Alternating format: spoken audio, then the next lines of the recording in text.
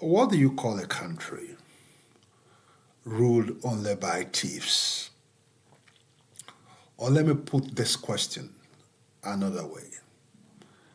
The republic that is ruled by thieves is called what?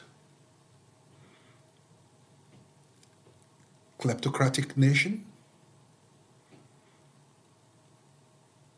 The Federal Republic of Kleptocrats? Perhaps the answers that I've just provided are foregrounded by this video. Let's listen to Senator Adams Oshomole, the senator representing Edo North in the Senate of the Federal Republic of Nigeria. The Senate Committee on Army and Air Force should ensure that we do not only provide more money to the armed forces, that we guide jealously what they use that money to procure. Because under the supervision and oversight of this National Assembly, previous service chiefs diverted money to building universities in their various communities. Those are the kind of resources that should have been used to procure modern technology. And to think that money was being diverted to non-essentials. And as we speak, those institutions are not teaching anything about security. They are just another glorified university. And I believe that if half of those money was used to strengthen NDA in terms of competence of the men, and the rest used to procure modern technology for the armed forces, the armed forces would have been far more competent. Just last year when we were doing the supplementary budget, we saw that the Navy even appropriate money to buy a yacht. That is why the oversight responsibility of this Senate is extremely important, to prevent the armed forces to prioritize in a manner that coincides with what we think the Nigerian Army should be doing. Welcome back. Since 1960, the year our country secured independence, we have consistently witnessed the plunder of its national resources, particularly revenues accrued from the sales of its crude oil. Conservative estimates or figures, if you like, put what has been stolen as $400 billion. You heard me right. $400 billion. Here, monies that would have been used to repair our impassable roads, procure or secure, if you like, public health systems, including hospitals, clinics for women and children, hospices for the old, monies that would have been used to establish world-class centers of learning, universities, polytechnics, monotechnics, whatever that means, colleges of education, money that would have been used to transform our nation into the beacon of African prosperity, stolen by kleptocrats who have seized the reins of power and who continue to pull the levers of power in our country through corrupt practices. Successive governments, whether civil or military, perhaps as well, an admixture of civil and military, as we had in 1991 and 92, when we had a military president at the top of the executive branch of our country and a Senate president and Speaker of the House in charge of the Senate and the House of Representatives. A point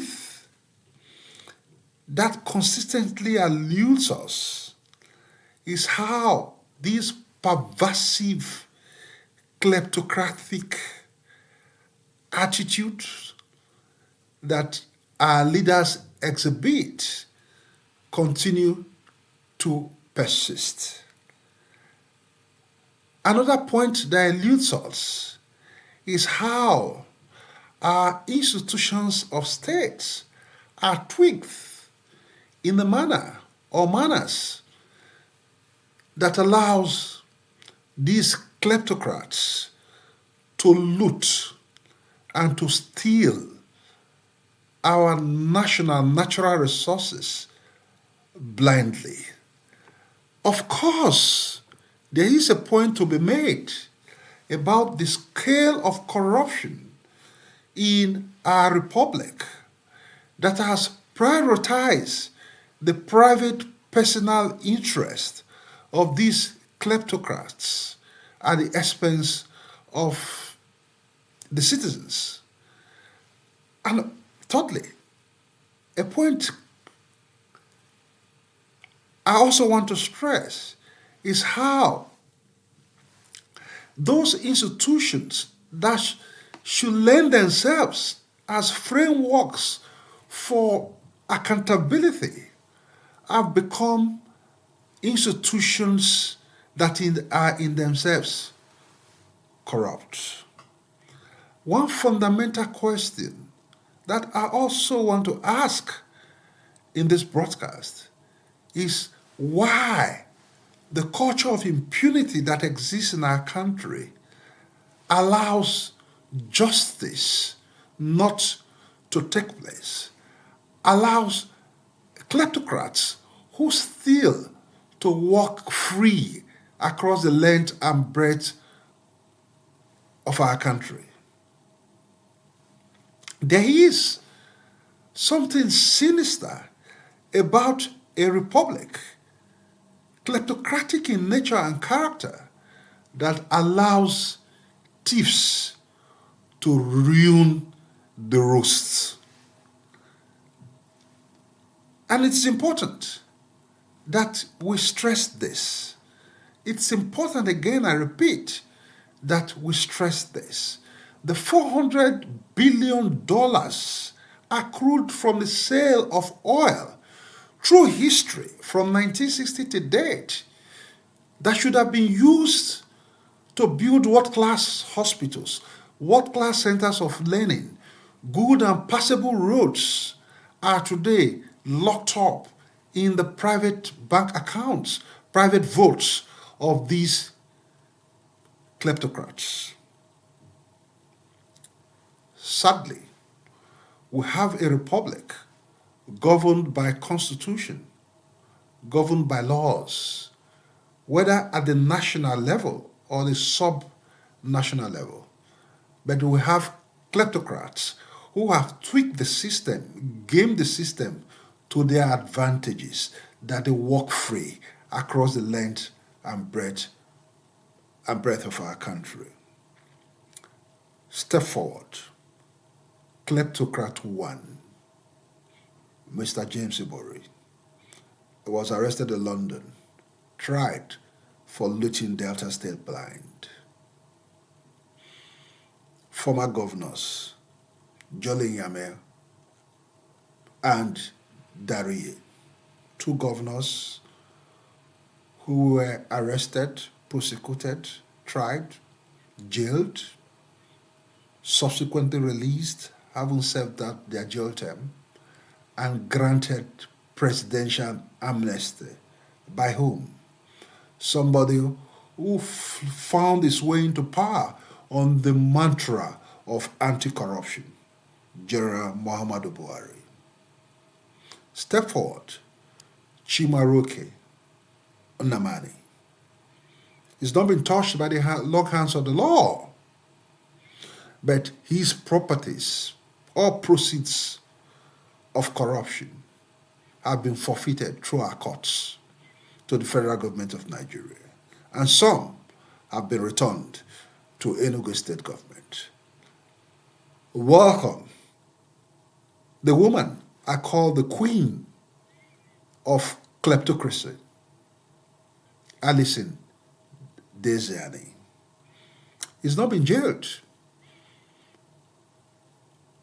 for the thefts, heists that EFCC alleges that he committed while she was the petroleum minister.